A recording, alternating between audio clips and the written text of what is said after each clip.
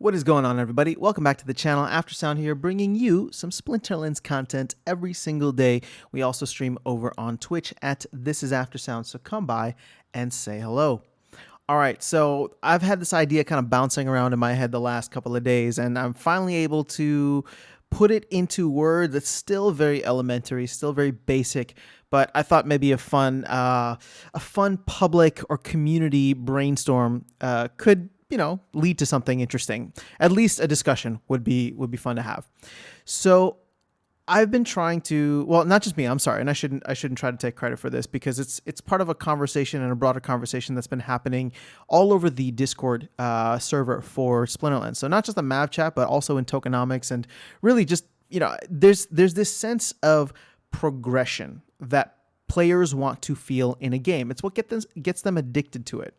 Now, the thing is, with something like Splinterlands, there is a natural sense of progression because every single day you're playing for these rewards cards, or you're doing your daily quests, earning DEC, and can be buying actual cards and NFTs in the game.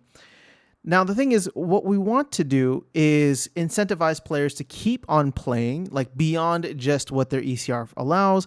And also, we want them to try to level up in certain ways. The problem is, and I'm going to call this out directly, the problem is the only way to level up really is to spend money or play so much that you earn enough to spend on leveling up your cards. So the flip side of this is that you don't want to incentivize bots, right? Or any kind of exploit when it comes to bots. And I'm not anti-bots. I'm very neutral bots. It's just as long, the same way the team is, as long as the bots cannot exploit something, anything more than, I guess, like the unlimited energy that they have, then it doesn't really matter to me. What you want to do is disincentivize any kind of exploits. So having something that can run 24/7 shouldn't be able to gain something within the game, and that's why that's the reason for the bronze nerfs that happened late last year. Now, the idea that's been coming around in my head is somewhat related to the rewards cards.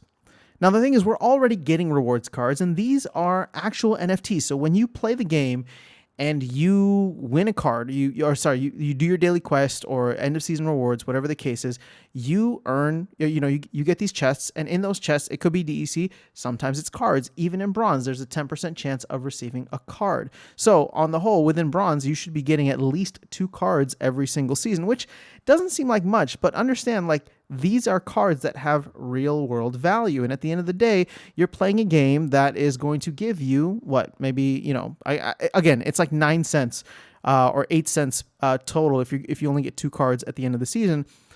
But how much are any of these other games that you're playing paying you, right? Or giving you in terms of these? Now, that's not my point directly, because I don't think that there's a need to necessarily do anything with the rewards cards that are currently in place. But what if, and again, this is just me kind of brainstorming, what if there was a way to incentivize players by having them progress certain cards within the game? Now, these would be non-NFT cards, they would be non-transferable, and they would have 0 value, right? So think about it in the sense of, and again, I come from like a Fortnite background, and I'm not good at Fortnite. It's just the game that I played that made me realize the value of owning the assets in a game rather than not. But if you were to play, so in addition to these cards here, right, that you could win, in addition to them, if you were to play the game and continue playing, for every win you get, for XP, I don't know how that would work specifically, and there might have to be a new metric added in. Let's say every season, or maybe like every season or every couple of seasons, whatever the case is, or actually, no, maybe every expansion, there is a new set of cards, completely separate, right? Completely separate, and those cards, they cannot be bought. There's no amount of money that can be put towards leveling them up. You actually have to grind and play the game, right? Now, it's going to be a small set of cards. It's not going to be anything that's going to be so game-changing. And in that way, it's never going to be fully exploited, right? Because the only way to have these leveled up cards is to actually play the game. So let's say you run a bunch of bot accounts. Yeah, your bot accounts are going to have these cards, and then they're going to be leveled up, and that's good for the bot accounts, right? Like, but the bots can't sell them. They don't count towards your collection power, or maybe they do for like, half the value or whatever the case is.